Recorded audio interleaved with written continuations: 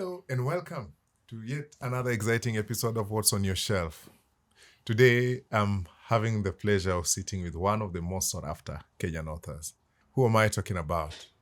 Today, we have the privilege of sitting with Jacob Aliet. I'm Kenyan, 48 years, father of two. I'm an IT professional. I actually started as a system analyst, became a software developer, and now I do project management. I've always had a passion in writing. I think I got inspired by the works of Robert Ludlum when I was in Form 2 or Form 3. Robert Ludlum, Ngugi and Thiong'o. Now I'm becoming a speaker. Increasingly, I've been invited to events to speak about performance, about masculinity, about, basically life coaching. Yeah. In general, when men are married, they become isolated. They stop hanging out with their friends because most of the time their wife discourages them. We did not have phones, we didn't have television. So the only thing that could entertain us was books. Fathers don't teach their sons how to kiss girls. These are things they learn in movies, romance novels, and so on. You cannot be speaking very softly and you're avoiding people's eyes and your head is low and your body is, you're projecting weakness. That is not masculinity. A man must create a purpose for himself. He must make himself valuable. And that's why we normally say sperms are cheap, eggs are expensive.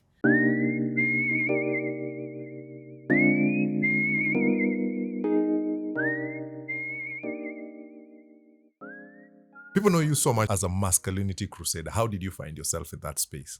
Yeah, it was actually accidental. I never planned it. And you know what? The thing about me is that I've always been writing. And I've always been an intellectual. Intellectual here for me means someone who loves ideas, someone who loves reading, someone who loves anything that engages you intellectually. Yeah. So I always knew I wanted to write at some point, but I didn't know what subject to write about. So in 2018, I posted a story on Facebook and people told me, "Are you the one who wrote this story?" I told them, "Yeah." And they told me, first of all, this story should not even be for free, posted for free online. People will steal it. You're sitting on a talent. You publish a book, we will buy it. So because people really responded to fiction, I started by writing fiction. So I started in 2018 and the response was good and I continued that way. But I always knew that at some point my writing would blow up. So I was launching a book every year, and some years I could write 2 books and so on. Then COVID happened. When COVID happened, I have a number of friends who got divorced. And when I looked at their marriages, they did not have any issues of financial challenges or physical abuse. So it really got my attention. I wondered what happened. Why are people... And in all those cases, it was the wives who were actually initiating the divorce. So that is now what took me down, investigating intersexual dynamics, marriage contract, the issues of attraction, and so on. And that's how I came to write Unplugged. Yeah. And we'll talk about that. I'm trying to avoid to delve into it because I'd really want to get to journey through the books and just get to interact with the thought processes behind them. Yeah. You are aware of your writing capabilities slightly earlier on in your years. Yeah. But now you've also mentioned a couple of people who've been influential to your writing. How did these people influence the themes of your writing or your thought processes? Yeah, so I read Ngugi. Actually, I read Petals of Blood when I was in primary school. It was a very difficult book to read at the time because I think my vocabulary was very limited. But I could follow what he was writing about. There was Meja Mwangi's Kakas for Hounds. And the thing about reading at that early stage is the way it provoked my imagination and provoked thought in me and so on. So what happened is that when I was reading their works, I thought one day I would like to be able to do this. But growing up, I did not know any author in life. Okay, I could read about Ngugi and Thiong'o, but just as an abstract person out there, I never could meet him. I don't know whether it was something that was profitable in terms of financially and so on. But it's something I really wanted to do. And so I read somewhere that what you need to do if you want to become a writer, start journaling. So I started actual journaling in Form 1. I used to keep a diary. It helps you to express your thoughts and your feelings on paper and so on and so forth. So that continued.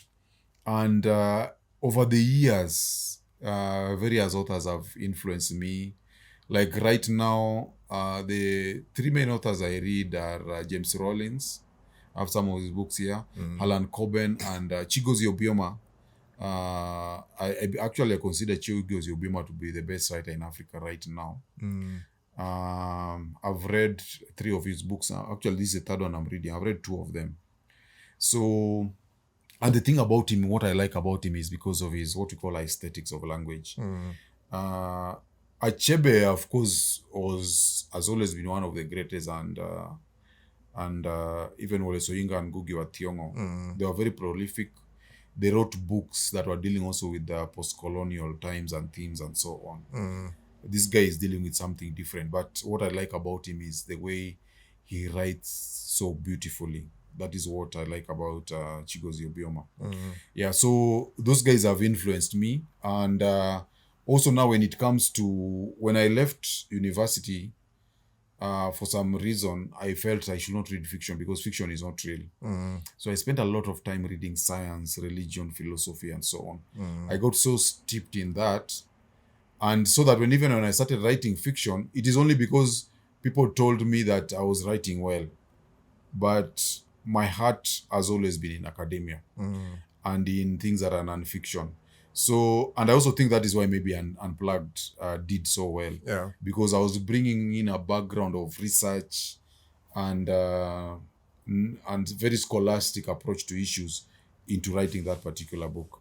Yeah, so my influences have changed over the years, depending on the subject and so on.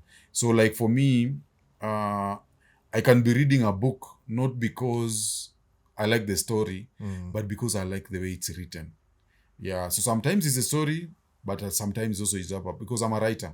So I want to emulate a writer who I think writes in a way that really moves me. Yeah. Yeah. But I'm looking at the child, Jacob.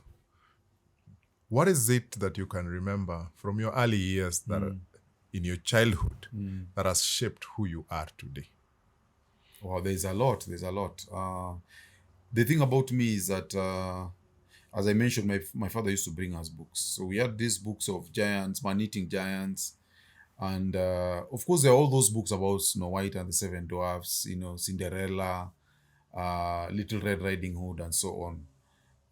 Those books were good in terms of just helping us to imagine other worlds, Alice's Adventures in Wonderland.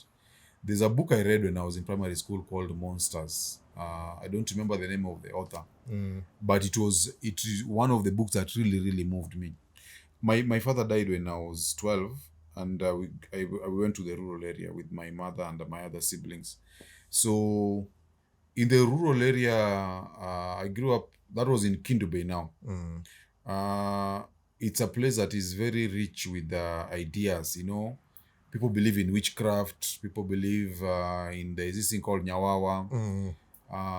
They talk about night runners. They talk about, being haunted and hauntings and so on. So it's a place where people's imaginations are unfettered by science, by critical thinking and so on, because there's also a lot of poverty and illiteracy. So you see human imagination in its most raw and uncontrolled form when you're growing up in the rural area, Yeah. I remember when you could go to a funeral where people would believe, for example, there's this woman who has an evil eye. And so when she's coming, people stop eating and there's something she has to do for people to say, okay, now we can eat. Yeah, so all those things I could see them. Someone could have a stomach ache and they say... What is that? Sihoho? Or what? I don't know. It called? Yes. In Luo, Yes. I think in Luo it's called Wangjuok or something like that. So that used to happen and I could never understand it. And so all that, that's how I grew up. It was a very difficult life. We were not doing well financially. So I think that also, it put some sand in my gizzard. We had to work in people's farms. I had to work also for school fees at some point. We used to sell sugarcane. So that put in some toughness in me. which will later on, I think, influence the way I would pursue my goals and so on. Yeah, so, but we will spend a lot of time reading. Fortunately for me, and I feel so sorry for my kids because of this, we did not have phones, we didn't have television. So the only thing that could entertain us was books. Because also at that time, we have not yet picked any interest in girls, we're not using drugs. So it was just books.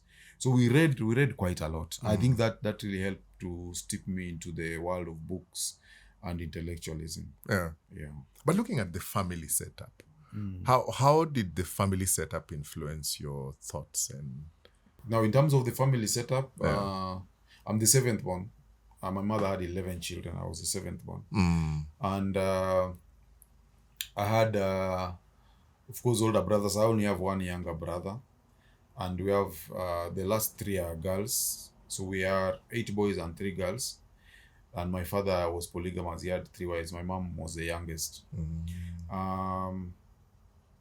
My father always told us, being an old school person, of course, he believed that education was what was going to shape our future.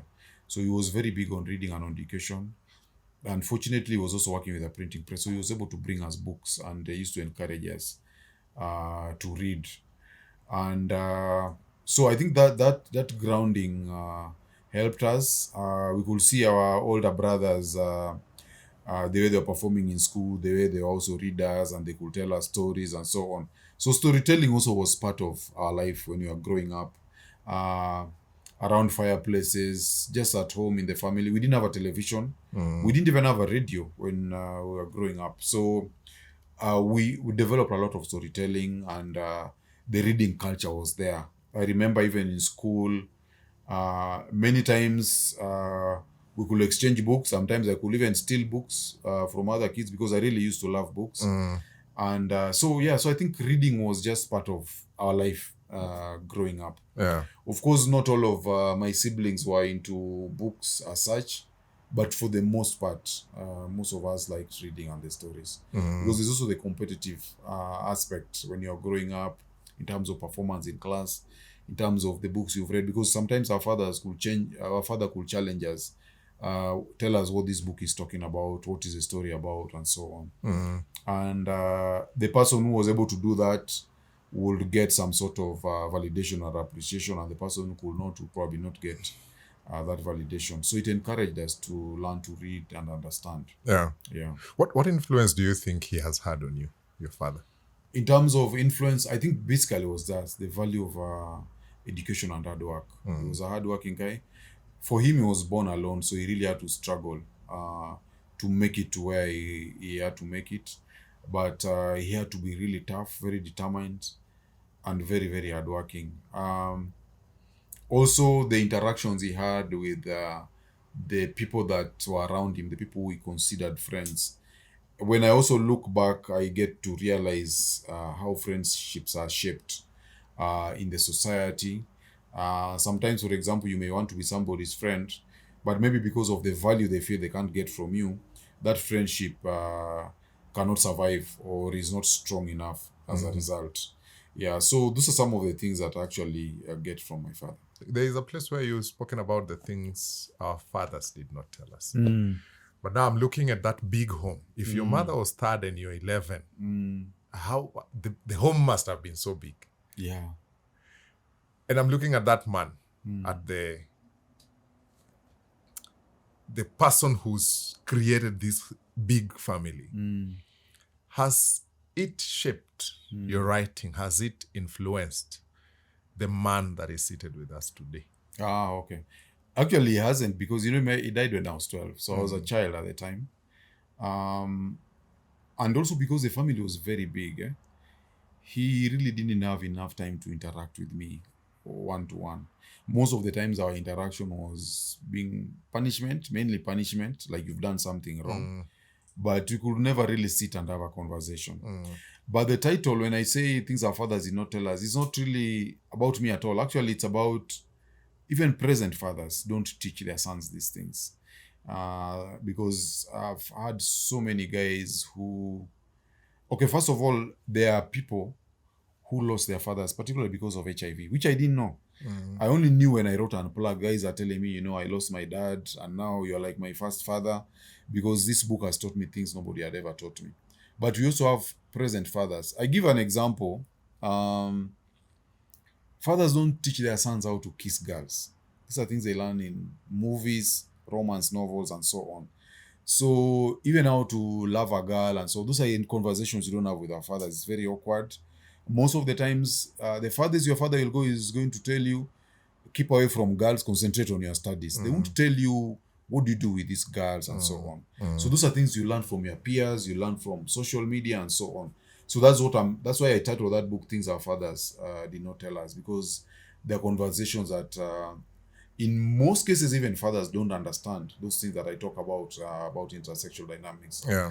Most people just try to wing. They wing through life. They don't know how to handle the other gender. But also for us, we are the first generation that is dealing with the truly empowered woman. Our fathers, for example, had the option of resorting to violence and so on. We don't have that option. We are dealing with women who are now even earning more than us, and so on and so forth. Yeah. So that is why I titled that book like that. Many guys find themselves in situations where nobody prepared them for those situations. Now I want to get into your writing, and I'm trusting to look at where your pen is starting to scratch paper. The very first instances. Would you remember what is that first thing you ever wrote that made you feel like now I'm onto something? Yeah, so that was around 2007. There's an article I wrote. It's called Globalization, not Glocalization. Glocalization, not Globalization. It was a response to Professor Ali Mazrui. It was published in the Turkish Journal of International Relations. So it was actually an academic paper. And I can see it's being quoted in academia now many, many times. Because in academia, when you're quoted, you get a notification. Yeah, so that was published, and then there are reviews. I wrote a number of reviews on the internet for a certain website, and most of the reviews were about books about the New Testament, historical Jesus, particularly because at one time I was very interested in that. But as much as I wrote those were just articles. Those were not books. So now when I started writing, when guys told me I had written a very nice story and posted on Facebook, that's when I wrote my first book, Strange Encounters. But I made so many mistakes because I rushed. I picked the wrong printer. I did not have it properly edited. I actually ended up burning so many of those copies of the books, and I did a reprint. And I've never really felt that the writing is there until Unplugged. Although I felt Levant Church I did a good job with the Levant Church. Yeah, I felt very happy. And even Magnolia Flower. But people did not really respond to them as such. And I've always felt it's about discovery. Sometimes, for example, as I speak with you, I know like Charles Chanchuri writes very good fiction, but I think people have just not discovered. So I always thought that over time, maybe people will discover my work. But now when I wrote Unplugged, the Unplugged was very, very validating because people really responded to that. But I brought in the powers of fiction and also the powers of writing non-fiction together. So I think Unplugged was that. But also it's about... The challenge also with the writing is you can write so well, but people may not really respond to what you've written. Sometimes people respond to your writing because of the value that they are getting from it. Yeah, so like this one now, it's about social impact. But I think it's a matter of time because I'm also working with the other people to bring forth the works that I've actually done. Yeah. That academic space, and with the background in information science, and you also have an MBA, that space where you're doing academic papers, how different can you compare that space with actually the where you are today of doing books for print, for business and things like that? The thing about academic writing is most of it doesn't pay. It just builds your profile, maybe as an intellectual or an academic. And the particularly East African one is, it's so rigid and very bland and boring. There was a time I just took some time. I went through, because these things are online. You pick MBA papers. I went to USIU, KU, Nairobi University, Egerton, all these universities. And then I compared with Harvard. I compared with the University of London. I compared with the MIT. Just look at those papers, the way they do the references, the title of the papers, and so on. Ours are very rigid, and the way even the titles are written, very boring. Those guys are very creative, even with the titles of the academic papers that they are writing. So that's one thing I've seen. For some reason, our professors and our lecturers, they confine students to writing the same title or same sounding papers for their research papers. And then for us also, I think most of the academic journals, they are not well supported financially. So they don't have very good people monitoring the gates. Some of the things that are published intellectually, they're fairly threadbare and bankrupt. If you look at them, they're not really heavy, they are not very deep. And I think the people who are the editors of those academic journals, they are so disparate to publish and to appear to be alive and relevant that they are forced to just publish whatever it is that they get. Yeah, so I think that is the main difference that I've seen. And unfortunately also for us, I don't know whether it's just us. I think this is also happening in the West because people are now into academic writing. Yeah. A number of these papers that people publish, even if you just do a Google search, you find there's a lot of plagiarism going on. They have these guys we call mercenaries. I don't know whether you've heard of them. Mercenaries are these guys who hang around universities. They do for you your term papers and your master's research and so on. So they come up with fake statistics and findings. They do a research proposal for you. They do everything for you. Just pay them some money and they do for you. So if you look, a lot of it is just the same thing being rehashed. They just change a few things. So I think that the hunger that we had, the intellectual hunger that was there in the 70s and 80s, those days Makerere University was competing with Nairobi University. Yeah. It has really gone down now. Most guys now just want to get their degrees and they move on. And they go. Yeah, they're not really interested in going deep. But in that academic space, because I like what you've spoken about, the globalization. You're talking about the world being a village. It's that global mindset from a very local perspective. But then why is it that in that academic space, there always seems to still be a very big gap between our local institutions? Just look at it from, you have a CPA-K from Kenya, which is one of the highest levels of accounting. But if you go to another country, Europe, US, it's almost not recognized. Accounting principles are similar. Yeah, they're the same. The financial reporting ecosystems are similar. What is the gap in our academic outcomes that compare to the likes of Harvard, the likes of MIT and the rest? I think in terms of the quality of graduates we produce, ours is among the best. I've no doubt about that. It's just that they don't recognize our papers. But what you find is that, for example, if someone who has done CPA, if you go maybe to London and you have an accounting job and they want to do a CCA, you go through it very easily.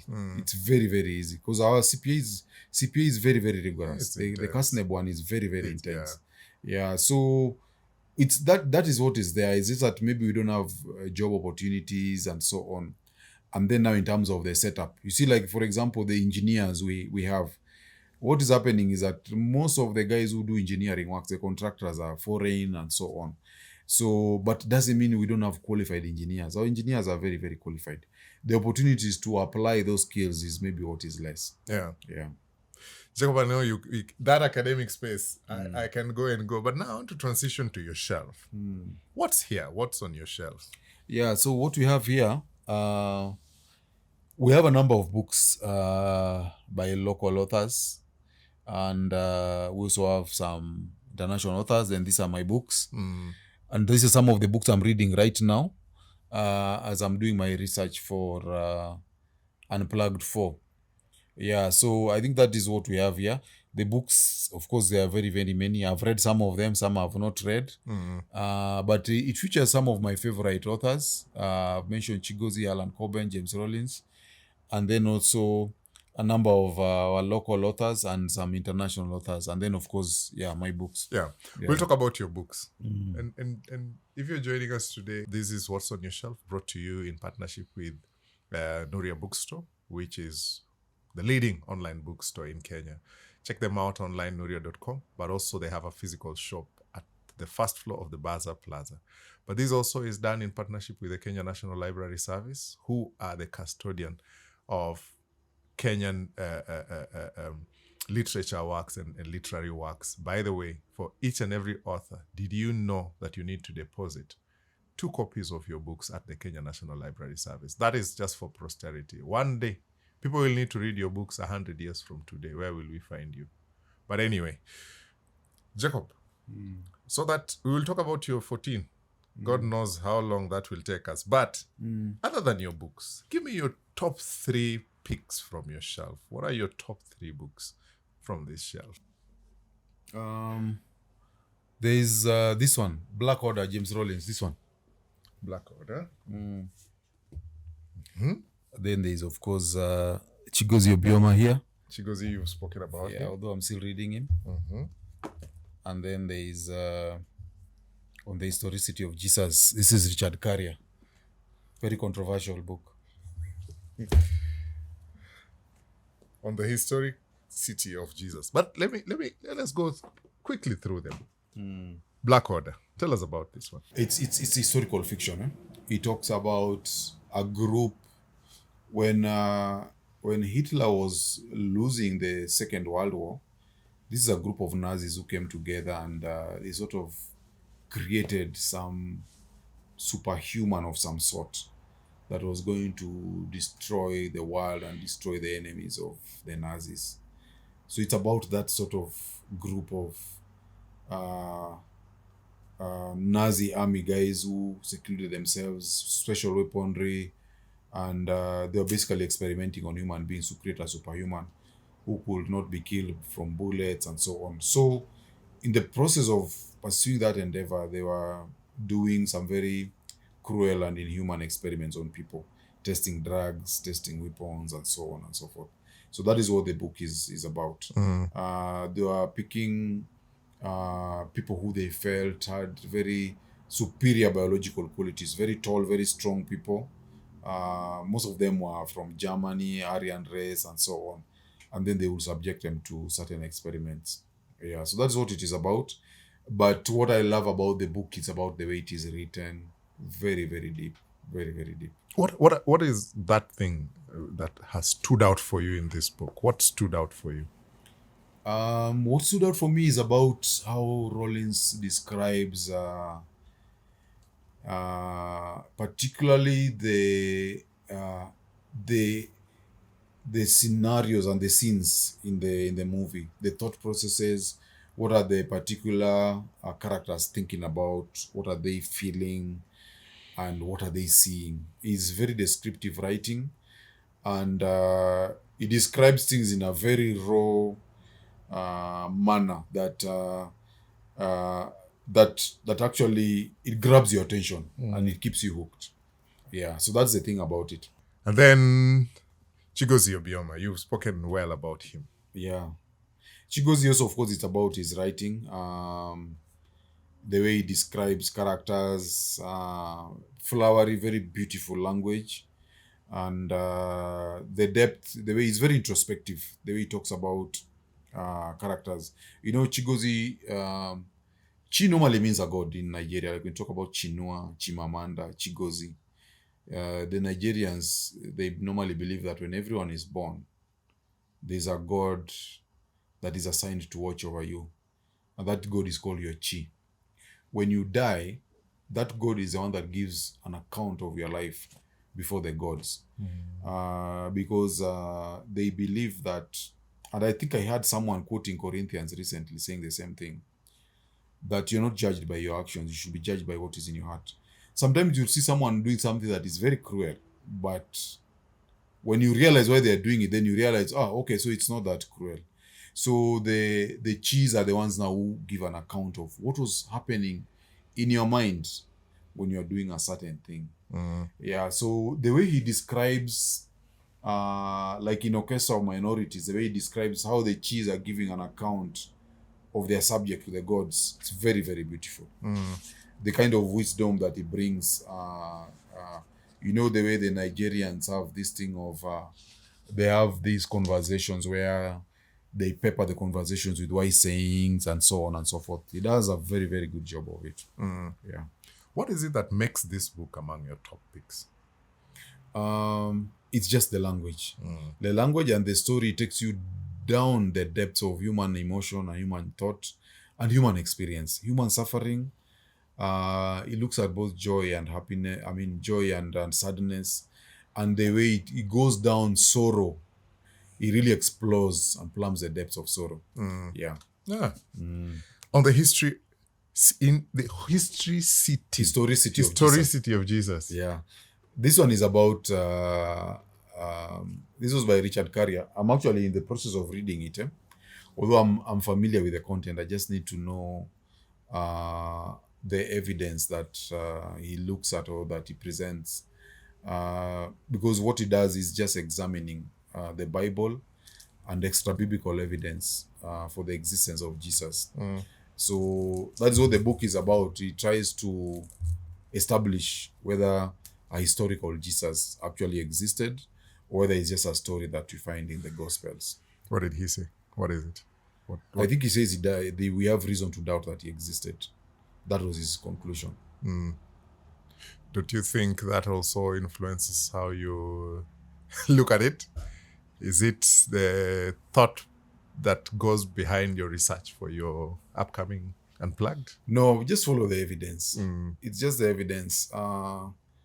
There are many books that have been written on the same, and I've also reviewed them. So I think it's about the evidence and also trying to make sense, because we are born, we are found, we are told here there was a son of God and he did miracles and he died and he rose to heaven. And that's what we find in the Bible. And so when you look at the books also, the earliest stories about Jesus are in the letters of Paul. And he never talks about a historical Jesus. The historical Jesus, the first time you find him is in the Gospel of Mark, where he's baptized by John the Baptist at River Jordan. And then you find Matthew, Luke, and John, they talk now about, they have a birth narrative. They talk about Virgin Mary, Angel Gabriel, and then Jesus is born, the manger, the Magi, the 5 wise men, and so on. So we have all those things happening, but outside the Bible, the contemporary literature is completely silent about a man who fed 5,000 people on 5 loaves of bread and 2 fish, a man who healed the sick, a man who walked on water, who converted water into wine in a wedding in Canaan, a man who was crucified by Pontius Pilate. Roman records don't have Pilate doing anything like that.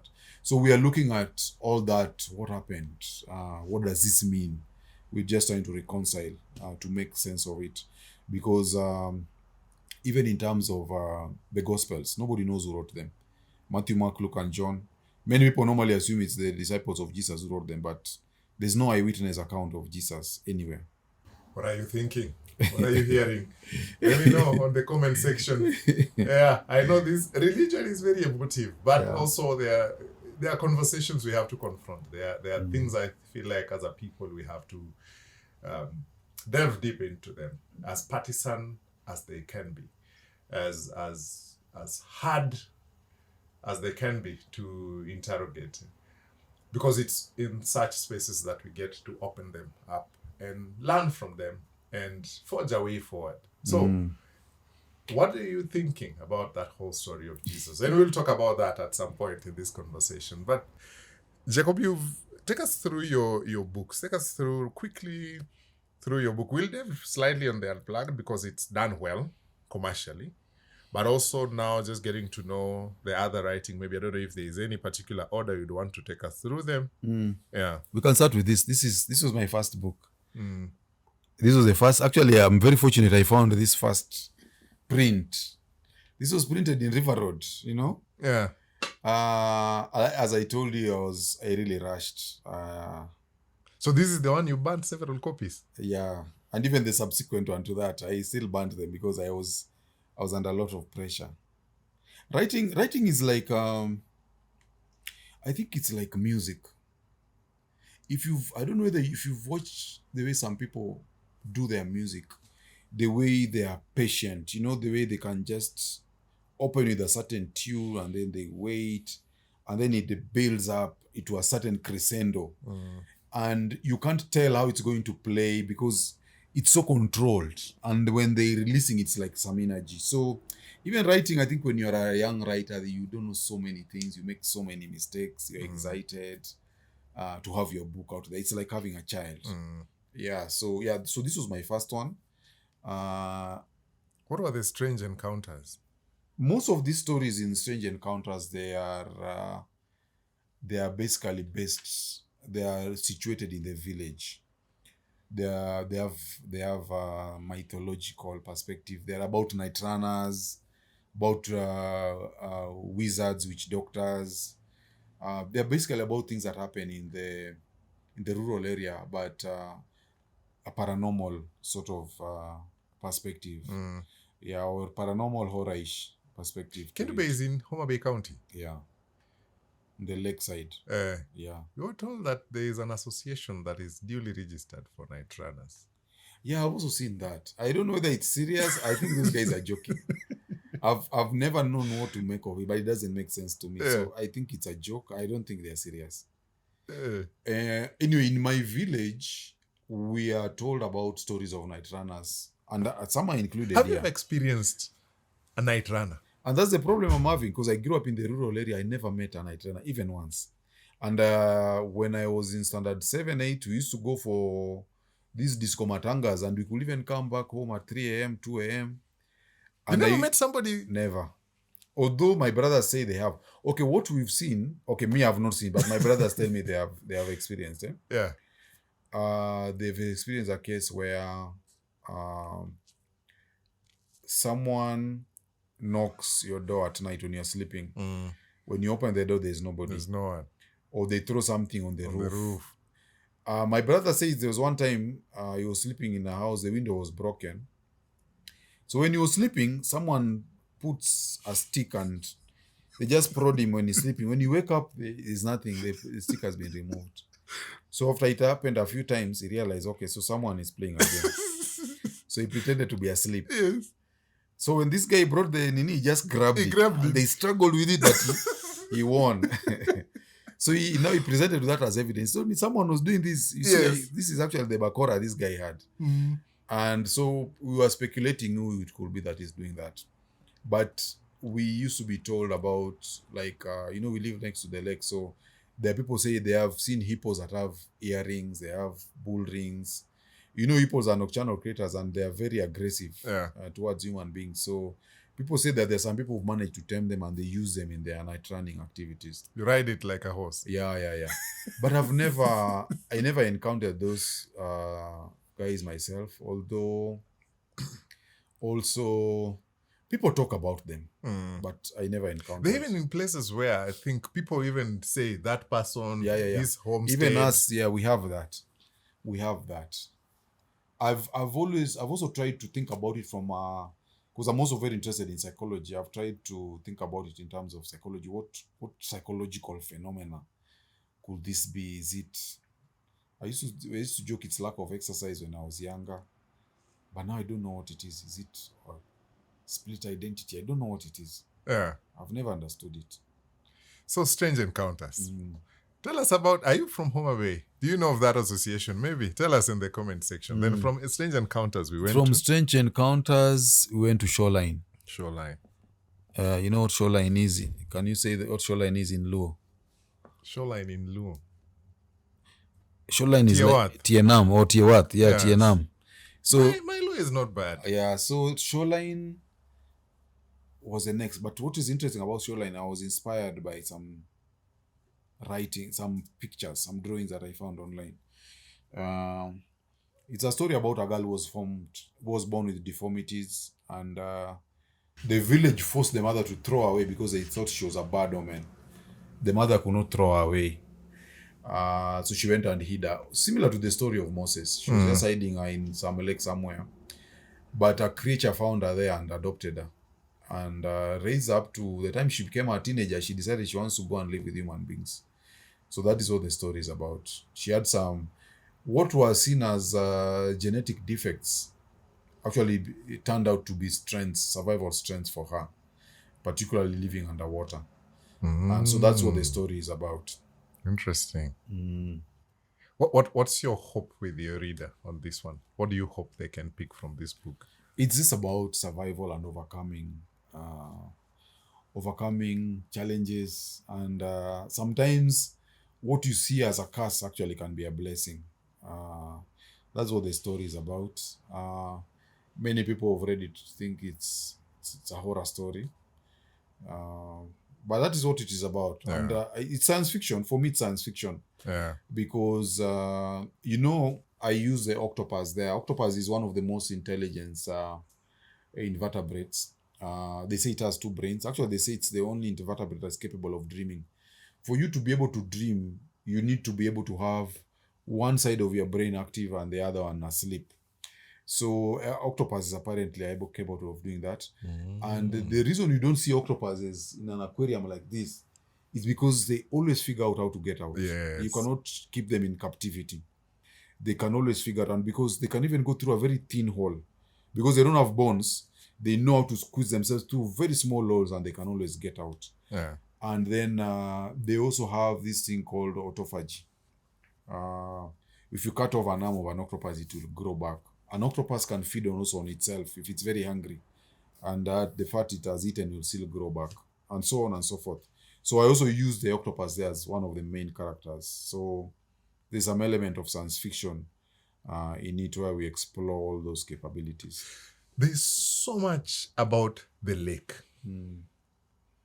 And having grown by the lake, what are some of those mysteries you can say you've encountered that maybe perhaps to date you've never figured out? Because there are cultures and phenomenons around the lake. You cannot go to the lake by this time. You cannot go to the lake when this thing and this thing is happening and things like that. And there are belief systems that have been built over time that even to date, maybe you've never ever solved in your head. Okay. Now, one thing I have to say, a disclaimer, I'm a skeptic. You know what a skeptic is? So I grew up in the lake, yes, and the thing about the lake is it's rich with culture, with beliefs, and because it's such a big sort of phenomenon. You know, human beings, when you look at things that are huge, even you see the Kikuyus are worshipping facing towards Mount Kenya. Anything that is big to a human being always evokes some feelings of devotion, fear, respect, and so on. So that's the same way the lake also has done to the lake community. I know people talk about, even Nyawawa, sometimes they say those spirits of dead people, and they come out of the lake and they go back. Yeah. We know about the story of Nyamugondo. Yes. I come near Simbi Nyaima. There are all those stories about Simbi Nyaima. And people talk about also... Did you ever get out and beat those drums to send Nyawawa away? No. But my sisters, people would do that. It never made sense to me even at that time. But people would do it. Why didn't you ever come out? It just didn't make sense to me. It never made sense to me. So I never even participated in it. Yeah, I think I always had questions. Yeah, like... Practically, I never saw anything that they did, even if they were making noises. Because people used to say, if you don't send them away, they'll do this and that. But it never made sense to me. Yeah, so there are a lot of beliefs about the lake. I have a contemporary guy who I grew up with who was killed by a hippo. Actually, I've put the story in this particular book. A lot of it, of course, is fueled by fear and ignorance. But it's a very rich tradition. about the lake that the lakeside guys have. Mm. But you know, when you now talk also with fishermen, people who go to the lake at night to fish, they dispel a lot of those myths. Mm. Because when you're in it, it's very different from when you're looking at it from a distance. It looks very big and dark and powerful. But when you interact with it daily, then you realize it's just a body of water. Yeah. Yeah. Then from Shoreline. Yeah, no, from Shoreline, I wrote Magnolia Flower. Magnolia Flower is about a beautiful woman who was desired by different powerful people, and the way the conflict between these people also influenced her life in the end. That is what Magnolia Flower is about. So there's a bit of romance. I've also put some demonology in that. I think I deal with a lot of demons in my books, because there are stories of jinns also there. One of the guys who loved this woman had a child who was possessed, and how they deal with that. And yeah, that is what it is all about. And I think there are also some people who had mental illnesses, altered states of consciousness in it. What is it about the flower that influences the character of Akinyi? Basically, Akinyi is the magnolia flower. Mm. Yeah, she's this someone who loved her, who thought of her as a flower, magnolia flower. Yeah. So it's basically a story. What is it about Magnolia flower? That particular flower. That particular flower, it's beautiful. By that cover, that's magnolia flower. Mm. It's beautiful. I understand it can also be eaten. You can cook it and eat it, and it has some nutritional value. Yeah, it can be used for decoration in the house. You can use it because of its scent. It has a very nice smell. Mm. Yeah. And I think I also just like the name Magnolia. So I picked that, and I used it for that particular character. Mm. What is it about this lady that you're telling us? What is that your core message? It's just about beauty, the way beauty can be both a blessing and a curse. Yeah. You know, when I was growing up in the rural area, I remember when you were in lower primary school, we had some very beautiful girls. And what happened with a number of these girls is that because of their beauty, they were exposed to the attention of older men at a very early age. Some of them succumbed, they got pregnant. There's one who got pregnant and she died when she was trying to abort, and so on. So when you look at it, beauty can both be a blessing and a curse. The other girls who are not that beautiful did not have to deal with that. They were not getting that kind of attention. They were able to concentrate on their studies, and they finished. Yeah, so I think that's what Magnolia Flower is. This woman was also getting a lot of attention from different men, some very powerful, some very evil, and so on. And the story is just about how she's navigating all these men. She also has her own needs. She needs money. She needs their love and their attention. Yeah. Okay. Then from Magnolia? From Magnolia, I decided to do a sequel to Shoreline Origins. So now that is Shoreline Evolution. So Shoreline Evolution now is about this girl now, the girl who was born with deformities. Yeah. She got the attention of some researchers from the US, and they wanted to do experiments on her. So she traveled to the US, and she also had a child. And A child from who? oh, she got married. So yeah, she went on, she got married, she has a child.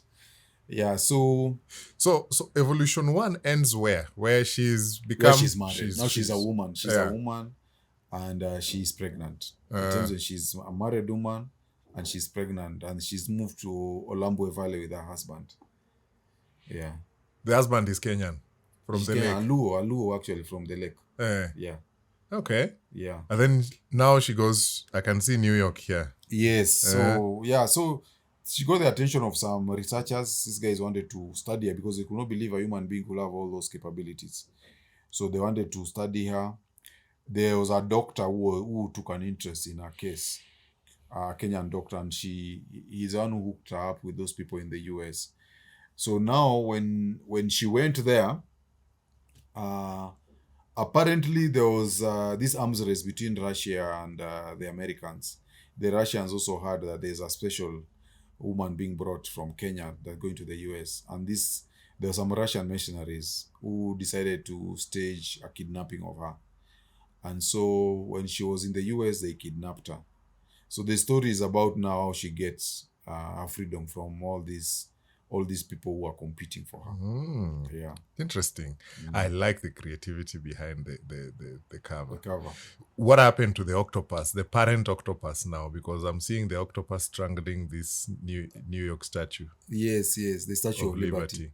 Yeah, actually, that is what I've on the cover is what the octopus was imagining she would do when she heard that, because this octopus had adopted and now looked at her as her own daughter or as her own child. Yeah. And when the octopus realized that she was in the US and she was kidnapped, she was imagining going there and actually destroying the whole place to get her back. Yeah, so that's what is in the cover. It's a part of the imagination of the octopus. Yeah.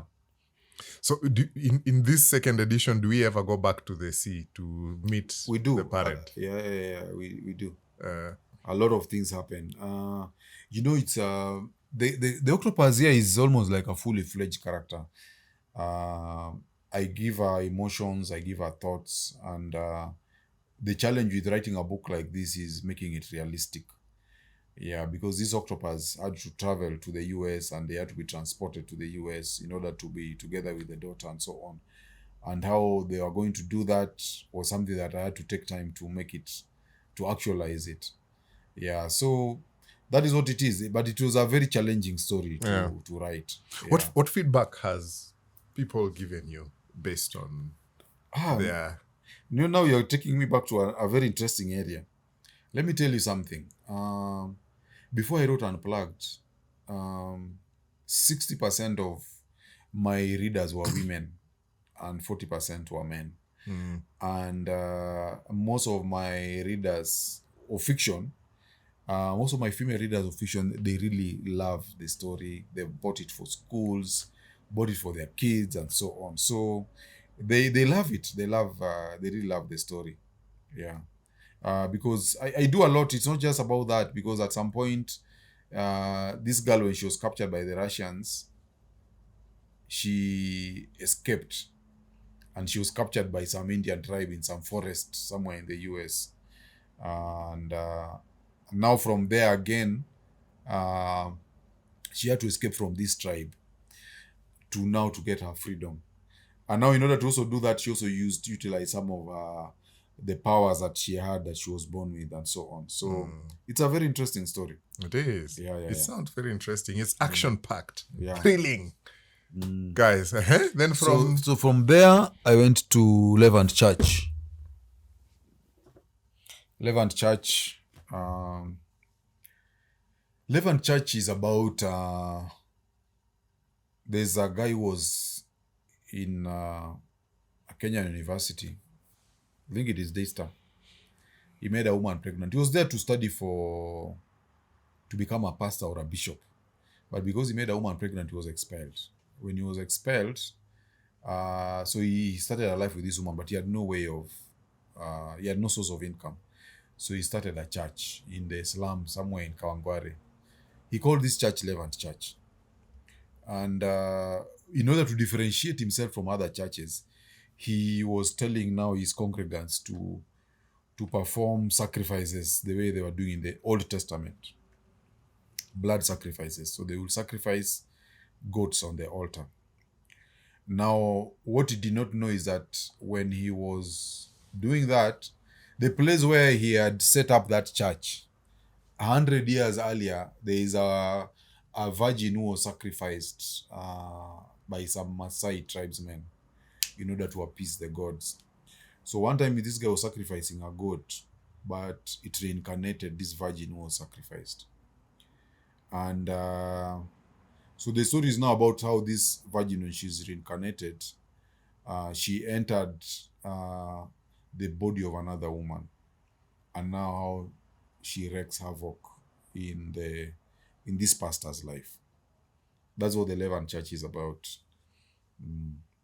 It talks a lot about how you need to understand how, like, the evil powers or demonic forces can use your need as a human being to make you do things or to become an agent for them.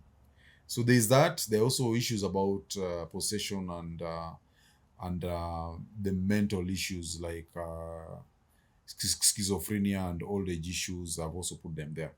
But it's a very violent story. There's a lot of carnage and death in that story. And at the end of it, you can see the child the pastor is holding over there. Yeah. Yeah. Actually, at the time I wrote Unplugged, I was supposed to be writing a sequel to the Levant Church. People really were waiting for it. Yeah, because this is supposed to be the woman who is a demoness, and she had a child with this pastor. And this child, you can see it has a tail. It has it's supposed to be looking like some sort of a monkey of some sort. Yeah. So the Levant Church, the sequel now is about this child now comes of age, and how he survives. The child of that pastor who was Yes. expelled from that. Yes. The child of that pastor and this demoness who was eventually killed. That is what it's supposed to be now about. Okay. Help me understand. The pastor moves out from that expulsion, Yeah, moves in it with starts this a lady, they get married, happily ever after starts. Yes. But this lady got a job. Uh-huh. Okay, back to this story. This lady got a job. She was transferred to, because they were still struggling, and she felt that they should not suffer there. So this lady got a job somewhere in Garissa, in northeastern Kenya. So she left this pastor in the slum with this church in Kangware. And now when he was sacrificing a goat, a woman reincarnated. And this woman was a very vengeful woman because she was killed by men. And this pastor happens to be a man who was also very lustful. So he slept with her, but she also had a mission to kill as many men as possible because she was actually killed by men. So it's about now how the police are investigating the murders that are happening. And Kenyan police. Oh, yes. And how this man now tries to get away from her when he realizes that this woman is out to destroy him. And then so it goes back into the background of this woman. What happened to her? Why is she so vengeful? And then I also look into, I spend a lot of time, okay, maybe not a lot of time, but some time explaining just the phenomena of demons. You know, like in Genesis, you're told about the sons of men looking down at the daughters of the sons of God looking down at the daughters of men. Then they came down and they had children who were giants. I don't know if you remember that story in Genesis. Many people say that these giants, when they died, they became demons because they were sons. Remember, they were sons of men. So basically, they are Sons of God. They are sons of God. Sorry, Daughters so of they men. are, yeah. So they are like a hybrid between angels and humans. Okay, so people say that. There's also the story of in the story of Genesis, of story of creation, you're told God created man and woman. A few verses later, you're also told that God saw that man was not happy. So he put him to sleep, he removed a rib, and he created a woman who he called Eve. There are people who say that those are two different stories. And they say that, there are rabbinic sources that actually say this. They say that the first woman that God created was called Lilith. And Lilith refused to submit to Adam. That's why God created Eve. But now Lilith became a demoness that was the mother of all demons. And it is said that once Eve was created and Adam had Cain and Abel, Lilith had already been expelled from the Garden of Eden. But she used to monitor what is happening in this Garden of Eden. And it is even said that the first child that Adam had, she captured him, and he ended up dying because she could not breastfeed the child. So anyway, the story of the demons is there. I try to cast that, also give guys a background explaining how these demons manifest themselves. And where is the meeting point between Lilith and Lucifer? You know, people normally say that the word Lucy is a short form. The name Lucy is a short form for Lucifer. So people say Lucifer is actually a female. Have you ever heard of that? That Lucy is short of for Lucifer. So that goes back to that Lilith story. Yeah. I'll talk about creation in Unplugged 4 because remember, there's people don't know this, but there's been a big debate in academia. People who study creation. There's what is called creation ex nihilo. Ex nihilo means from nothing. Most people, I think most Christians normally believe that God created the universe from nothing, even though the Genesis doesn't say that. They believe God created the universe from nothing. Even say, let there be light and so on. But when you read Genesis, first Genesis says the Spirit of God was hovering over the face of the deep. Most feminists say that, not just feminists, people who study spirituality, they say that you cannot have a divine masculine without a divine feminine. So they say that when Genesis says the Spirit of God was hovering over the face of the deep, they say the deep is a divine feminine. And now the way the Spirit of God was hovering over it, it's almost like he wanted to fertilize it. Okay? And Genesis says he separated the waters above from the waters below and so on and so forth. So there's that particular aspect of divine feminine and divine masculine. But also people, if you've looked at before the rise of monotheism, I know monotheism came from what we call monolatry. I don't know that you know the difference. Monotheism is monotheism. Monotheism is a belief there is only one God. Yes. But in the Bible, there is monolatry before monotheism, because if you look at even the book of Ezekiel, there is people you're told about the Tammuz worshippers crying over Tammuz. They used to have Tammuz was one of the gods. There is Baal. There's also Asherah. Now, monolatry basically means even here, if you're here, we can be worshipping Yahweh. But when we go to, let's say, Machakos, if the Machakos guys are worshipping Baal, we also just pay homage to Baal, because that is now Machakos. When we come back here, we are worshipping Yahweh. So that's how they used to operate. Until in Exodus, when God says the 10 Commandments, thou shalt worship no other God but me. Now that was almost like a coup. Because you see, even in the Genesis, it says, let us create man in our own image. It's basically, who is we? Who is our own image? It's one God telling the other gods. But now in the commandment, it says, thou shalt worship no other God but me. That was basically like creating a coup, saying now, don't recognize any other God except me. So all those things are there in the Bible. I'm going to bring them out in Unplugged 4. But I explained the issues of demonology in Levant Church, because I think they're interesting. Have you explored the Indian faith? Because they have several gods. Not much. I know they have several gods, but I haven't explored it much. But you see, the other thing I also decided is that because Christianity and Islam are the largest religions, and they are Abrahamic religions, if I deal with one, I'm dealing with both at the same time. Hindu, I know there's a lot of reincarnation, and they have different gods for different purposes. The god of war, the god of this, there is Hanuman, there is all those guys. Yeah, but my main focus is going to be Abrahamic religions, particularly Christianity. Yeah. But now, just to cap it up, what's your faith background, if I may ask? My faith background, my father was not very big on church, but when he died, we started going to church. I was baptized first as an SDA, and later on as a Catholic. I even married in Catholic church. How comes those two? Okay, what happened is I went to a Catholic school. Yeah, I went to St. Mary's Yala. So I felt very comfortable with the Catholic tradition and the way of worship and so on. Yeah. Yeah, I did. Okay. I did. I don't want to get into that. Yeah. Because that is a very... So after that, after Levant Church, I did, actually did 3 books in the same year. I did Transference, and I did Unplugged, and A Slice of Darkness for Breakfast. And I also did Lessons from Kevin Samuels. I actually wrote 4 books in 2022 now. So these 2 are the ones that are here. And so Unplugged is one that blew up. But this was an anthology.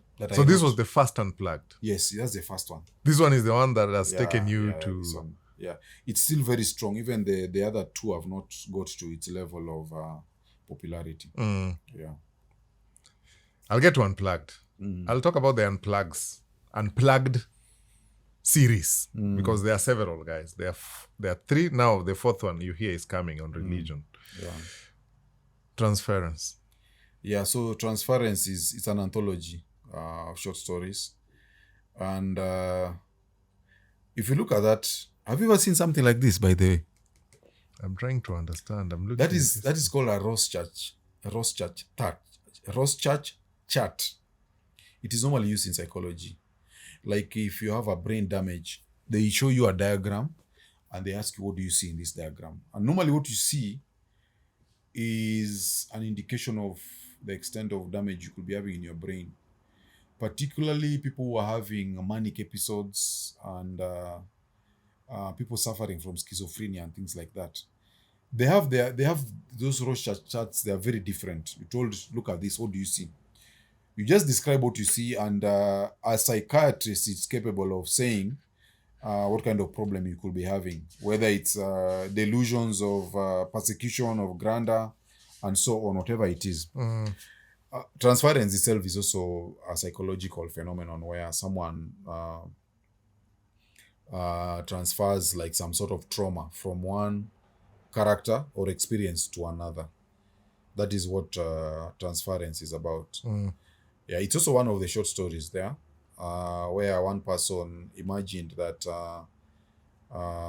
the woman that they are with is actually their mother, but the mother had already died. Yeah, so something like that. That's called Transference. And it also has a revision of some of the stories that are here. Yeah, I had a story here called To Lick a Fresh Grave. Actually, let me talk about To Lick a Fresh Grave. You know, among the Luos, actually here I call it Tongue to the Grave. I don't know that you've heard this. And this is why I like the village. They normally say that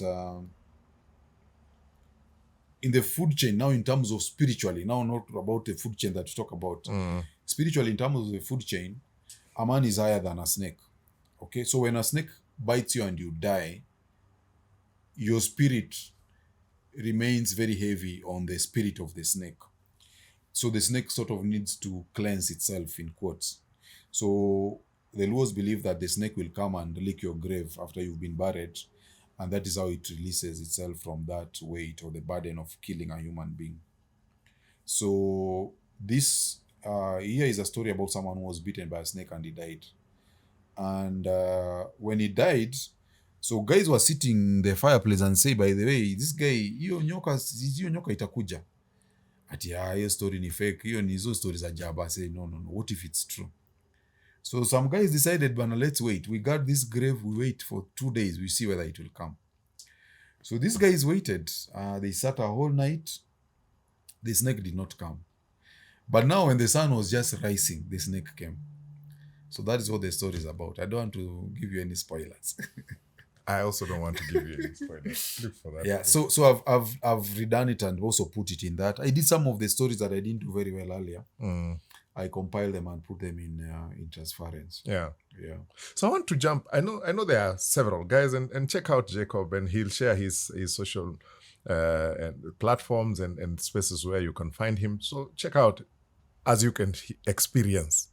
There's quite some work, and I love the fact that they are centered around Kenya and things like that.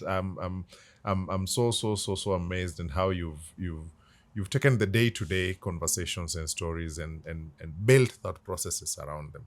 So I want to jump into the Unplugged series, and you said this being the first edition of the Unplugged, you landed on a gold mine not knowingly. What was the thought behind Unplugged one? What were you seeking to do? When I look at marriage and relationships, men are really disadvantaged. Let me talk about women first, because women don't want to be left behind. You know, women can be abused physically. I know of women who men make them pregnant and men leave them. You know, the so-called deadbeat dads.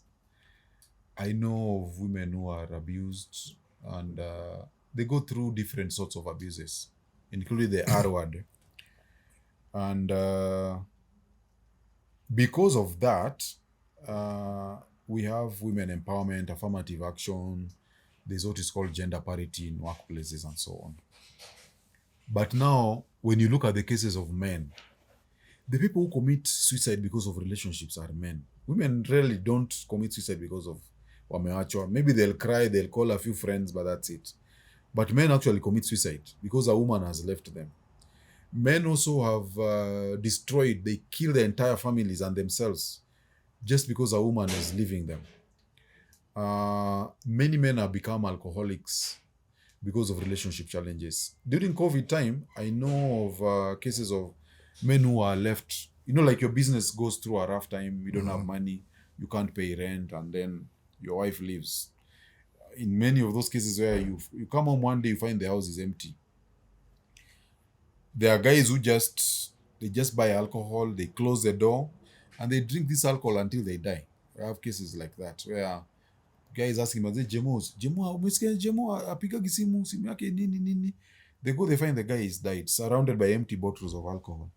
So I felt that men really needed to know who they are, and they really needed to know who women are, and they need to know why they are men and what it means to be a man. So I think that basically was the idea behind Unplugged.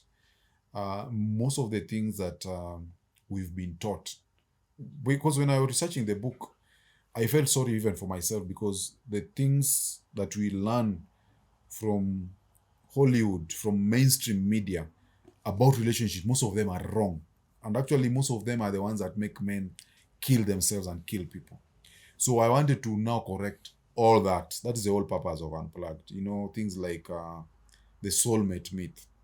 I don't know whether you know what the soulmate myth is. Like, when you meet a girl that you love so much, then you feel this is my soulmate.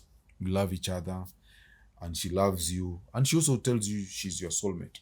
So one time you find her sleeping in bed with another man, that is what we call one-itis, because it's like a mental disorder. It makes people kill other people and kill themselves. So things like the soulmate myth, things like calling your wife my better half, those things that we take for granted and we do without thinking, they have very serious consequences in terms of your relationship, and even in terms of how you deal with the issues in your relationship and in your life. And so that is what Unplugged basically is. But I also touch on where we started, why feminism was created, up to affirmative action, equality of outcome, equality of opportunity, and what we call a blank slate equalism, up to now what we are calling 2030, we are entering what is called the post-marriage era. I don't know whether you know. No. Yeah, that is now, marriage is something that is coming to an end. Just like religion. In Europe, most of the churches have been converted to museums, Yes. and theaters and so on. But you see, the white people brought religion to us. If you look at television is a very good example. When these guys found color television, they brought to us black and white television, and we were buying them in Africa and like hotcake. And now when the market was flooded, they gave us color television and we were buying them. And then now when they moved on to flat screen, they bring us, and then plasma and so on. So even them, they brought for us religion at some point. It was a very good tool for colonization and control. But even for themselves, they realized they don't have a purpose for it. Now they are dropping it. And you find that most societies where you have governments that they give you free education, healthcare is good, you don't have social problems. Most of them you find they are the role of religion really reduces. And that's why if you go to any slum, you have so many churches. Many times the existence of a church is just it indicates the existence of social problems, because people turn to God when they don't have solutions to social problems. And that's why when you go to places like Runda and so on, you don't find a lot of churches there. But go to Ruma, go to Kibera, go to any slum, you'll find every 200 meters is a church. Okay? And it's the way human beings try to cope with problems, because religion is a way of coping with life. We are trying to understand, why do we die? What is the purpose of life? Why do we suffer? And Religion will tell you this is why you suffer, this is what happens when you die, and so on and so forth. So, and it will give you comfort. It will tell you, even though you're suffering now, we're just visitors in this planet. Yeah. Our home is in heaven, it's paradise. So don't worry too much. Once you die, you'll go there. But you see, there'll be contradictions because people like Pastor War, you find he has bodyguards. Why does he have bodyguards? He should actually be enthusiastic to die so that he can go home. Yeah. But he doesn't want to. He want to live just like the rest of us. Yeah. So there are all those questions. So I give the background there of how we came to feminism and how feminism has influenced the current social order. I give examples, Kenyan examples. I don't know whether you remember. There was a lady who met someone in social media, and this guy, they liked each other. And the guy told her to come for a date, and they met for the date. And this guy bought her drinks, she ate the food, and so on. Now, this guy took her to a room. He wanted to sleep with her. She said, no. This guy said, but have you, umekunywa pombe yangu, umekula chakula yangu? And this guy wanted to grab her forcefully. And she jumped from the balcony, and I think she dropped several floors down. She broke her legs. So this story was being discussed by Shafi Weru and Kina DJ Mfalme and so on. The one that got people fired. Kina Shafi Weru was saying, bana madem, bana mkipata, don't trust anyone you meet. Bana, kweni careful. This guy got fired. And they got fired because of the way women were reacting to the issue on social media. Kenyans on Twitter and so on and so forth. But the same thing, even recently, I think the second lady spoke about it. There's so many women who've talked about the same case. But because it was men who are talking about an issue affecting women, they were told you they are victim shaming and so on. So now that's what we call a gynocentric social order, where you cannot correct a woman. If you correct a woman, you get cancelled, you get fired, and so on and so forth. So those are some of the things I talk about in Unplugged, where you see, we have something called hypoagency. Hypoagency is where the person who is weaker is the one who has the agency in a relationship. Like if you look at advertisements on TV, you know, right now, men are the ones who control, like, who receive 70% of the income in the universe. 30% it is women. But this income that men receive, it is women who control it. Most women are the ones who decide where you buy a house, what kind of car you drive, the kind of table and furniture that you use in the house, the kind of food you eat, and so on and so forth.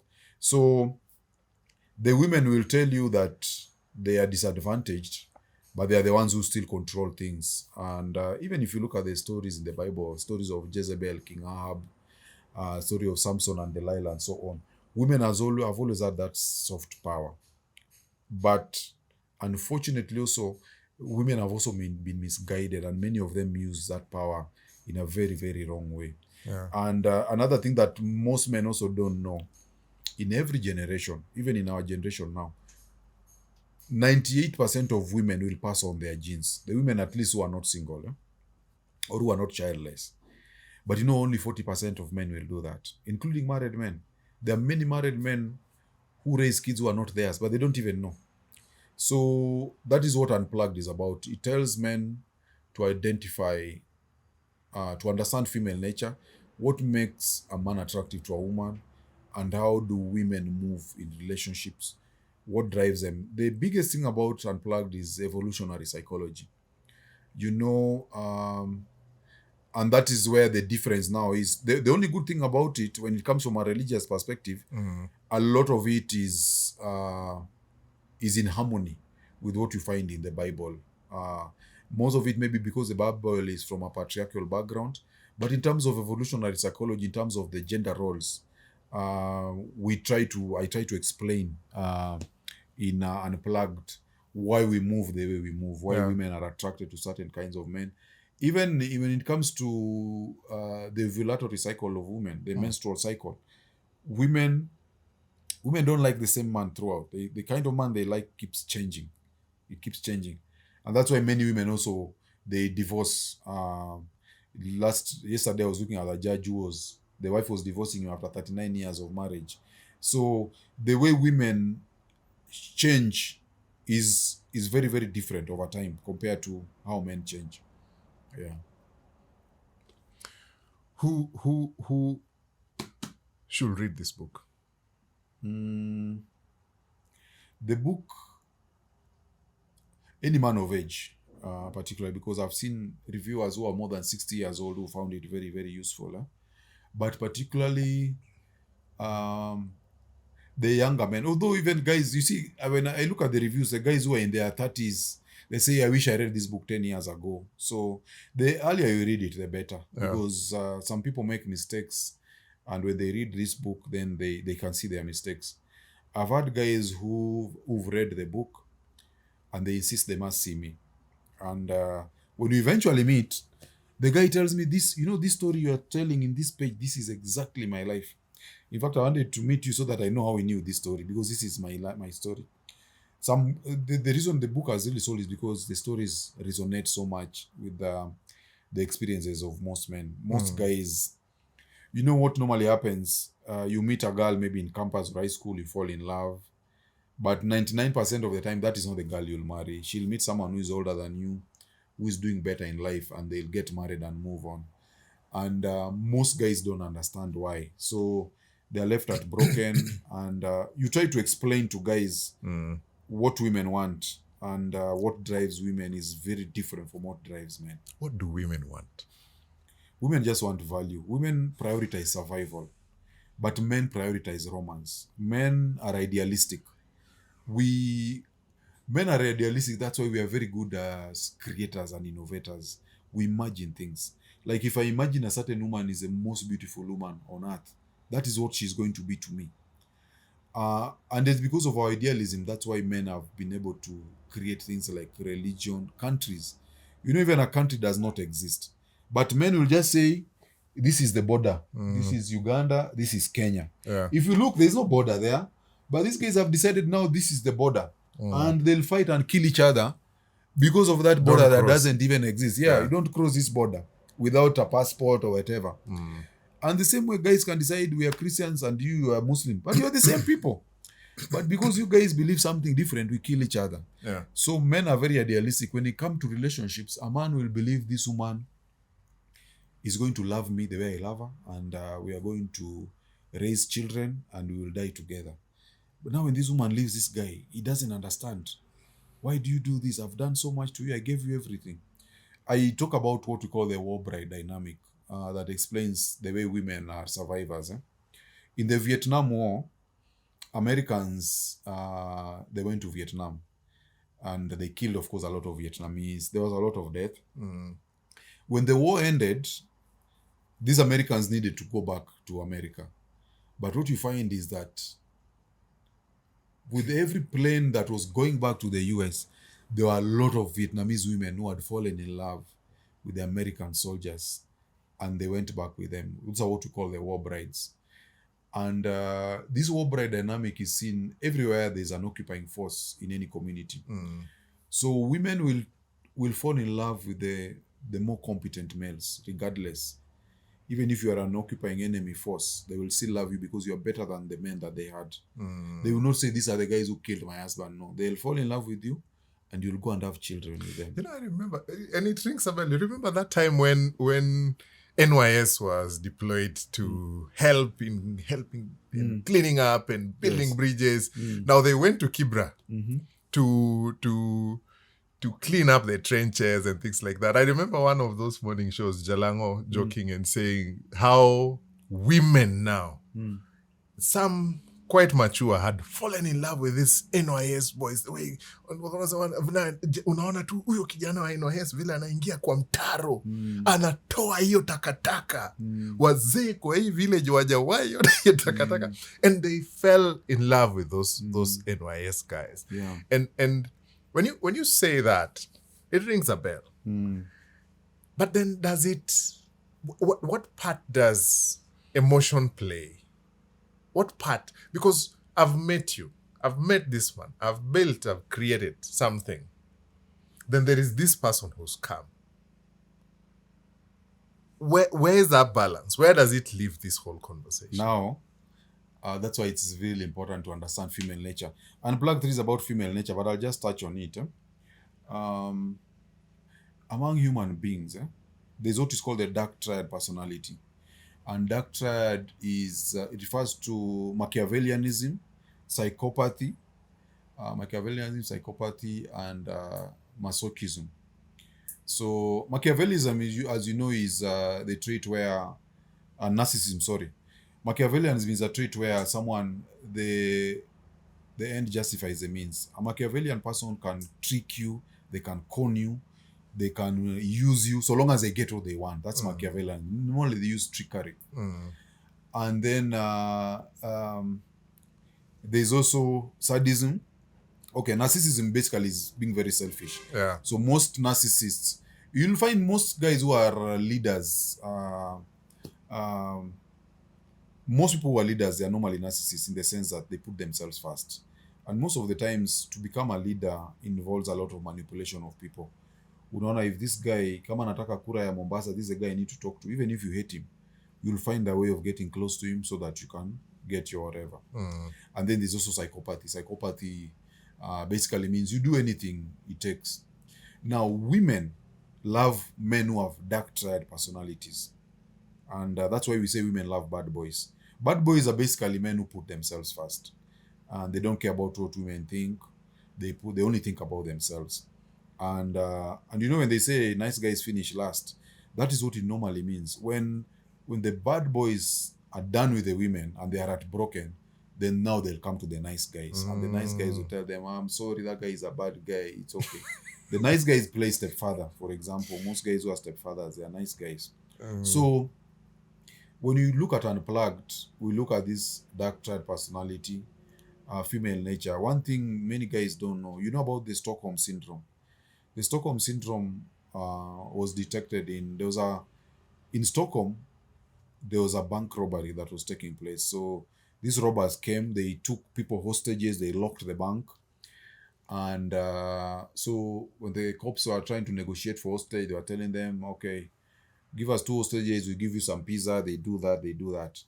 Then over time, the females who are among the hostages, they now started sympathizing with the thieves. And they helped these thieves actually to escape. And in psychology, that's what's called the Stockholm syndrome, where a captor sympathizes or identifies with his captor instead of seeing that captor as a hostile force. Yeah. It's a female dynamic. That's what psychiatrists also don't tell people. Most of the times it's women who think like that. And this Stockholm syndrome also, you find it in many cases where if you look at the gym also, it's also where you see this kind of dynamic. It's basically about women identifying or being attracted to the alpha males. In every situation, there is normally an alpha male. Like in the gyms, when you're in the gym instructor is like the alpha. He's the one who knows how to use the machines. He's the one who will guide them through the aerobics and so on. Many women get attracted to these men, but it's a short-term sort of attraction. So those are some of the things we talk about in Unplugged. And even when it comes to this dark triad personality, there was once a prisoner whose photo was posted on social media, and women wanted to go to visit this man and sleep with him and kiss him and so on. I don't know that you know about it. No. If you Google, I think the most handsome prisoner or something, he's a guy with some tattoos and so on. And that's something you only see. It's called hebistrophilia. Actually, it's called hebistrophilia, where it's love for a criminal. It's a female dynamic. Men don't have such dynamics where men love women who are criminals. Bad girl. Yeah. Even in South Africa, there was a case of a female judge or a prosecutor. There's someone who killed a woman. He was found guilty of murder and he was imprisoned to many years. I don't know how many years. So one time, there was a fire in the prison and this guy was burnt to death. So when they went, they found his body in the prison cell, and so he was ruled as dead. But like 5-6 years later, someone saw this guy in a mall. Akasema, huyu jamaa, see, this is that guy. Akiona kwa gazeti, this guy died. So in any case, he reported to the authorities. This guy was arrested. So it happened that the female prosecutor who actually prosecuted this guy fell in love with him. And she got a body from the mortuary, took it to his prison, organized this fire. This guy escaped. And they went and started a family with this woman. Very educated woman. So now that is again a female dynamic. True story. This is a true story. You can Google it. It is all over. So there are these aspects of female nature. When you look at these soap operas and Hollywood, they tell you to become nice guys, but women don't like nice guys. They don't like nice guys. What will happen with women is when you look at this thing called hypergamy. Hypergamy is where the female dynamic where women like men who are higher than them, either in social hierarchy, income, strength, height, everything. Women always want men who are taller than them. So when you look at hypergamy, it's dualistic. They'll want a nice guy to provide, give provisioning, parental investment, and protection. But they'll want the bad guys to have children with them. And that's why you have that case of many men raising children who are not theirs. Sometimes the bad guy is just undo the guy. He doesn't have to be like a criminal, but he's just a guy who has confidence. He does not defer to this woman. Okay, he puts himself first. He talks to her roughly and so on. And you are a guy who works in a bank. You have a very nice career. Very go to church and so on. You'll be a very good man who can become a father and provide to her, but she'll not feel aroused by you. You are attractive, but you're not desirable. So those are two different things. Most of the times, we are taught in the society to how to become attractive to women, but not how to become desirous to women. We cannot make them wet. Even there was a school fire. I won't name the school. There was a fire that took place in a girls' school here in Nairobi. One of these girls became naughty. Akaenda akawasha moto kwa dormitory. Unfortunately, the doors were locked. These kids could not get out. So many girls died. And so when the parents came, the ones that could not be identified now, they needed to do DNA and so on. There are fathers who went to do the DNA wakaambiwa msichana hapa hakuna mtoto wako hapa. So this thing is happening. It is very, very real. Wow. Where men raise, and that's why there was a time even the current president Ruto, there was a time people were talking about paternity tests. Akasema hiyo wachaneni nayo, because even in Tanzania they're saying fatherhood is sociological, doesn't have to be biological. Mtoto, so long as wewe umeraise huo mtoto, ni mtoto wako. Mambo ya DNA wachana nayo. So even the society, low-key, people know that if you open that, it's a Pandora's box. Watu wakianza kufanya DNA, watapata watoto si hao. Differentiate to us, Jacob, unplugged 1, 2, 3. Briefly, what is in 2, what is in 3?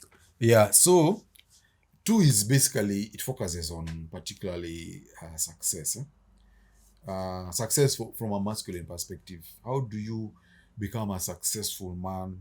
How do you make sure that you're grounded in your purpose? How do you make sure you are always driven?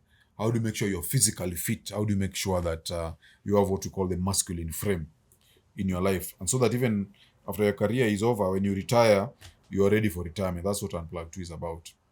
Unplugged 3 is now about female nature. It goes deeper into the things I'm telling you about. The dark aspects of female nature. There's something called Briffault's law that says a woman is the one that she stays in a relationship so long as it benefits her, and how she controls that. It's normally called Briffault's law. Robert Briffault was a British anthropologist, but he's the one who came up with that. It's called a law because it has been found to be very true. And so Briffault's law, the way women live in the present, and all the dark triad personalities and things like that. And even right now, even here in Kenya, we know of celebrities who, many women, once you have a child with them, that's it. Kama kuna pesa, she doesn't need you. That's how you become like a sperm donor. That happens a lot. You've spoken extensively on masculinity, Jacob. What makes a man? What makes a man is you need to have a purpose. Men are born without value. Women, of course, are born with their value. Many women don't know that, because when a woman is born, she has a womb. A woman who cannot perform well in class, or who does not have a job, she can become a housewife, and a man will take care of her. A man does not have such an option. A man must create a purpose for himself. He must make himself valuable. And that's why we normally say sperms are cheap, eggs are expensive. That's why even if the country, people have to go to war, it's men who go to war, because even if you lose thousands of men, 10 men can impregnate hundreds of women. You don't need so many men in the society. And that's why men have always been the disposable sex. So men need to realize that the only value that they derive is the value that they create. So you must be creators, you must be builders, you must be innovators and things like that. And a man must also do difficult things. If you don't do difficult things, you become soft. And when you become soft, you're not solidified. Very small things are going to stress you. You become emotional. You start having things like high blood pressure and a lot of diseases because you are soft. A man has to be very, very strong in order to survive in this world. People say that is the first place where the problem starts, where a man is supposed to be strong. Do you agree with that? I agree whether that's a problem or whether a man should be strong first. People say that is where what has caused. Okay, fine. There is a skyrocketing cases of suicide amongst men, as you also alluded earlier, and a lot of people are looking at it as mental health issues, and it stems from that place where there is an expectation on the man, on that boy, be a man. And especially when people say be a man, there is an expectation that you'd behave in a particular way, that you'd look at things in a certain sequence and in a particular format. Is that a problem? No, I don't think it's a problem. It's just difficult being a man. And there is no way you're going to make it easy because being a man is difficult. You know, when it's very difficult for you to be a man for various reasons, you know, when you commit suicide as a man, and I tell guys this, that is just survival for the fittest. It is nature getting rid of you. If you're weak, you're going to die. And that's why you have to be strong. That is why beliefs like one-itis that make you susceptible to depression and suicide. We need to drop those comforting lies, as we call them. You need to realize as a man that here you're on your own. And nobody's coming to save you. When you accept those things, you're not going to find yourself depressed. The people who are normally depressed and who are committing suicide are normally the people who have false expectations which are normally unmet. So as a man, once you accept the cold hard truths, it becomes much, much easier to accept outcomes in life, even if they are not nice. But when you have these false beliefs that people love you, people value you, and so on, then you realize they don't value you, then you become depressed. So we teach guys that being a man is very hard. You need to embrace that. And you need to realize that you'll only be appreciated to the extent that you're valuable to the society. And the sooner you become valuable and determine or identify your purpose, the better. So in your perspective, how would you define masculinity? I would define masculinity as, it is just a constellation of characteristics. It comes with roles, it comes with expectations, it comes with actions, it comes with the way you present yourself. Okay? For example, you cannot be speaking very softly and you're avoiding people's eyes and your head is low and your body is, you're projecting weakness. That is not masculinity. A man is supposed to be confident, make eye contact, your shoulder should be back, your head should be up. That is masculinity. Masculinity is about taking responsibility. It's about taking action. It's about taking control of your life. It's about creating value, because if you don't do anything, there's no way you're going to become valuable. So a man must work. You must embrace work. You must embrace hardship. You must embrace adversity. That is how you become a man. And so masculinity is about identifying all those things. In the family, you're supposed to be a protector. You're supposed to be a provider. You're supposed to be a leader. That is what masculinity is. But also, you have an upcoming men conference. Tell us about the thoughts behind the men conference. Yeah, the thing about men's conference is that in most cases, when men get married, particularly, they are told that, now you're a married man, you should stop hanging out with the boys and so on. But in general, when men are married, they become isolated. They stop hanging out with their friends because most of the time their wife discourages them. So what happens when the men are isolated? They have challenges, whether it's financial or marital challenges. They don't have anyone to share with. And that's why you have so many men going into alcoholism, depression, and suicide. So the thing about men's conference is to give men a space to network, to share and exchange ideas, share their experiences, and basically forge an identity that is devoid of female influence and so on. Basically, it's allowing men to be men. But what are some of the key issues you hope you can address in your lifetime? One of the key ones is the Unplugged 4. I've always wanted to do this thing. I know I will lose a lot of friends, but it's something that is so important to me because I feel it's an area I've researched on for decades. So that is one thing. And then I also hope to inspire a young crop of Kenyan writers and thinkers, particularly critical thinking. I think we don't have enough critical thinking, particularly in schools, high school and probably primary school. And even in the university, I think critical thinking should be made a mandatory course for all. Like in first year, everyone should do it. Like when I was in the university, we did not do that, but I realized people in law did that. They did philosophy and so on.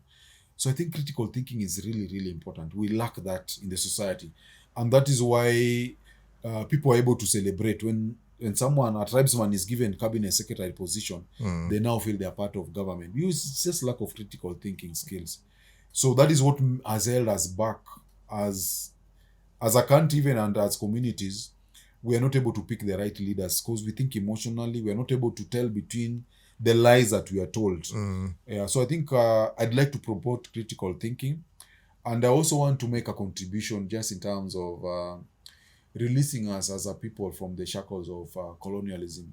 We have the legacies of colonialism are still with us today, and I think as Africans we also need to forge our own identity, even from a spiritual and religious perspective, without relying on what the white man handed over to us. Because that is what we are doing so far. We don't question this. But I'm glad the Gen Z guys particularly are questioning what my generation, I'm Gen X, what my generation and our parents were given. Because these guys, they are people who are of the system. They believe in the system, they defend it, and it is a system that was handed over to them. Yeah. Do you believe on the concept of gender roles? I do. I don't think men are the same as women. There are many things women are better at than men, and there are also things that men are better at than women. So I think gender roles are important. Which aspects of that do you think we cross back and forth?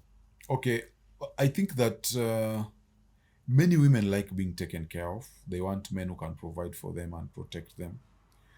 But they're also being told that anything a man can do, a woman can do. So women are conflicted in that sense. But also, we have what is called the paradox of this declining with female happiness. Research was done by a certain university, and women right now are the most liberated but the least happiest in the last 100 or so years since the advent of feminism and affirmative action and so on. So we have different strengths and we complement each other. You see what happened with patriarchy. The thing about patriarchy is patriarchy held men responsible. Like if you made a woman pregnant, you had to become the father. But you see, become the husband and raise that child. Nowadays, you make a woman pregnant and you walk away. Nobody cares because men and women are equal. Nobody is answerable to anyone and so on. So it introduces chaos. We need structure in the society. Women are very good at nurturing. When the child is very young, the woman has a better chance as taking care of that child than the man. She has the milk. She has a female instinct of watching over this child compared to the father. So like in those early stages, the woman can take care of the child as the man provides and protects them. So I think that is just natural biological gender roles, which I think we should just embrace. Yeah. Your upcoming Unplugged is underlying the concept of religion. I can't wait to see what that will look like. But now you have the things I've had are two worlds. You're navigating between two worlds that people otherwise find very contradictory. For example, if you look at metaphysics and you look at religion, how have you reconciled these two worlds to guide your thinking process? Especially now that your next project is also going to bring out that in a very big way. Yeah, so I think For me, I know I'll tell guys that I prefer to be a man of understanding. And for me, it's just about understanding what happened. So, like right now, looking at the origins, why the Bible was written, who wrote it, and when was it written, things like that. Look at the provenance of all these books. The provenance just refers to when you're looking at a book, let's say you're looking at the book of Job, you ask yourself, who wrote it? Why did they write it? When did they write it? And where did they write it? What was the cultural milieu of where it was written? So that you really understand. And what book is this? Is this fiction? Is this an allegory? Is it historical fact? You look at all those things. So I want to bring all those things together so that we understand. What I know about human beings, if people want to believe something, they'll just believe it. It doesn't matter whether it is true or false. Human beings are like that. But there are also people who are attuned towards thinking in terms of a rational manner, who may be interested in understanding from a rational perspective.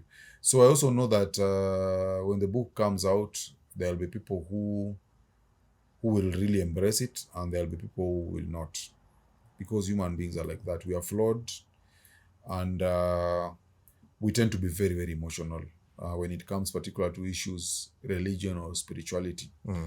But my job is to share my understanding with others. The most important thing for me is to be grounded in verifiable evidence and reason that can withstand scrutiny. I think that's the most important thing for me. Whether someone agrees or not, I don't think it's really not important. Because even when I was writing Unplugged, Unplugged is very controversial, and it goes against many people's beliefs. There are men who hate me because of Unplugged. They say that I categorize men to beta males and alphas, and I should not do that. It is not kind. There are women, of course, who also don't.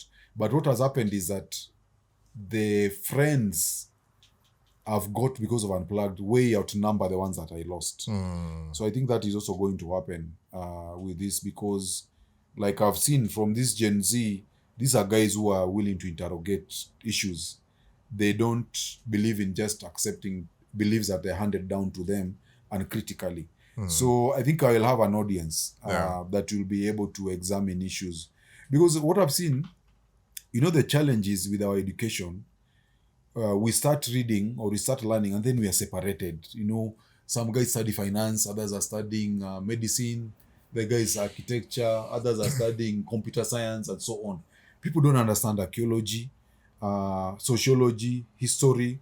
They don't understand semiotics. They don't understand what we call stylometry. Stylometry is about the style of writing. They don't understand what we call historical criticism, form criticism. What is the form of this particular story? How did it come, and so on, and how was it transmitted? So all those things, I want to bring all of them together. And many people who've read the Bible have not read extra biblical sources, like Flavius Josephus, books that are written by Tacitus, inscriptions, and then even apocryphal gospels, like the book of Maccabees, which the Catholics have, Sirach, Talmudic sources. I want to bring all those things together and give a narrative of what will have happened here. Yeah. But from your perspective, what do you think is the most misunderstood aspect of religion?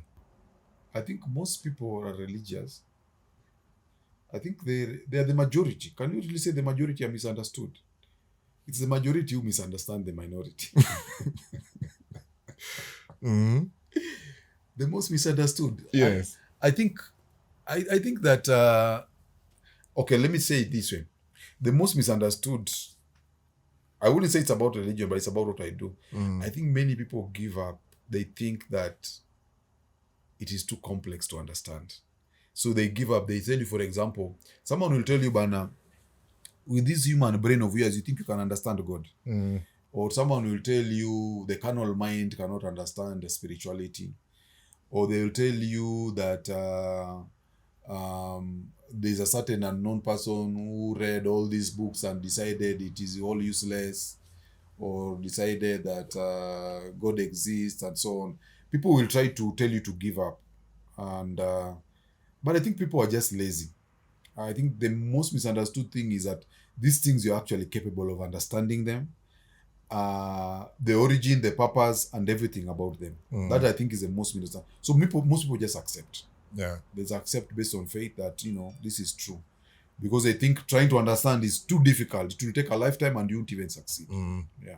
But when you look at that, how do you think it influences our societal dynamics? It makes us slaves, basically. It makes us slaves because we become minions. There's a movie called Minions. I don't know if you've heard of it. I've heard of it. I've not watched it. A minion is just something that is told things and they don't think for themselves. So the format of our religion, the way it is that you have a guy at the front at the pulpit who is supposed to be ordained. And so what they speak has some sort of authority.